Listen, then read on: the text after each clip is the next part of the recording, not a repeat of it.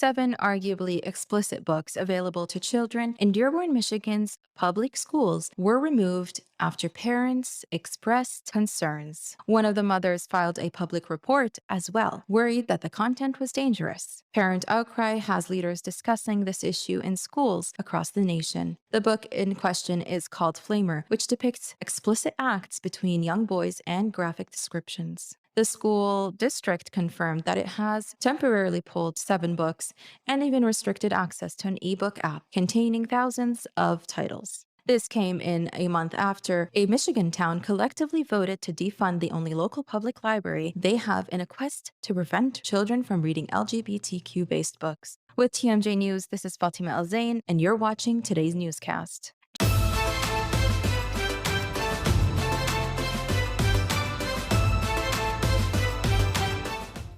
Jamestown Township's Patmos Public Library lost 84% of its operating budget on August 2nd after parents were outraged over the books Genderqueer, a memoir, Kiss Number 8, and Spinning, Bridge, Michigan said. The parents labeled the books as explicit and were deeply concerned of the easy accessibility of such mature content to their children.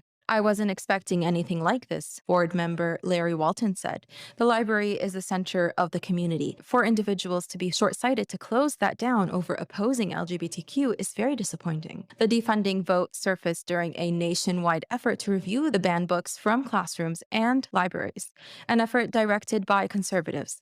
The book titled as Genderqueer was the most banned book last year, which never received any complaints prior until a mother took a stand and labeled it as sexually explicit.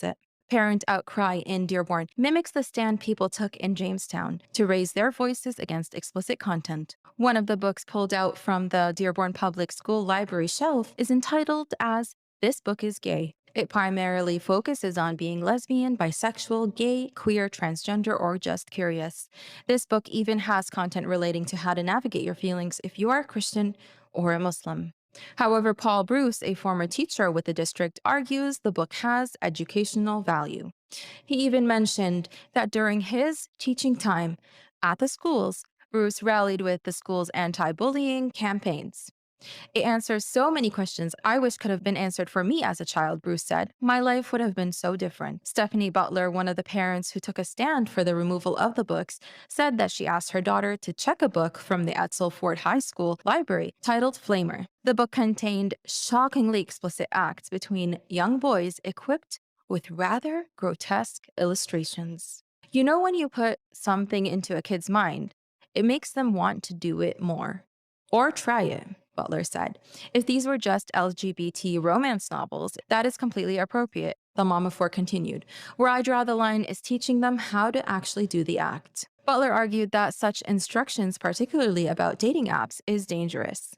I knew I had to take action before somebody got hurt, Butler said. I am worried if they do meet somebody through the apps, they could get raped, kidnapped, or trafficked. The head of communication for the Dearborn Public Schools stated, "We are not banning books. I want to make that very clear." He continues, "What we are doing is evaluating the books in our inventory." The district announced that they have over 100,000 titles to examine, a process that could take a year to complete, said Dr. Ross Groover, a consultant for the district's curriculum and professional development. We've also removed student access to all ebooks that are available through the Sora app and the Wayne Consortium and the Dearborn Public Library Overdrive collection, he added. The decision has left the community divided, with some for the ban and others against it. No one has a right to censor someone else except a parent for their child, said a citizen. As public officials, it is your duty to try to maintain as wide of access of information as possible.